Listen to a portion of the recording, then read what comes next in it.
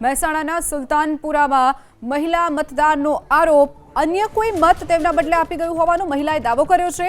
મહિલાને અધિકારીએ મતદાન થઈ ગયાનો જવાબ આપ્યો। મતદાન થયાનો જવાબ મળતા જ મહિલા આશ્ચર્યચકિત થઈ ગયા હતા। મહિલા પોતાનું મતદાન કરવા માટે પહોંચ્યા તે સમયે જ અધિકારીએ કહ્યું કે તમારા નામે ઓલરેડી મતદાન થઈ ચૂક્યું છે। તે સમયે મહિલા આશ્ચર્યમાં મુકાઈ ગયા હતા। ચાલવા તો તે કોકને આપી દીધું સાહેબ।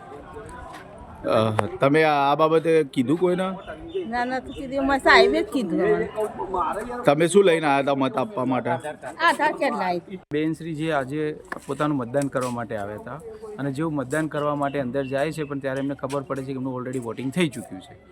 આ તો એક એવો કિસ્સો જે જાહેરમાં આવ્યો, કદાચ હોઈ શકે આવા પણ ઘણા કિસ્સા પણ બની શક્યા હોય। એટલે અમારી ખાલી એક જ માંગણી છે, એની સંપૂર્ણ ન્યાયિક તપાસ થાય અને યોગ્ય કાર્યવાહી કરવામાં આવે। મારા બૂથ ઉપર એક બેન જે આધાર કાર્ડ લઈને આવેલા, સિરિયલ નંબર પ્રમાણે એમનું વોટિંગ થઈ ગયેલ છે।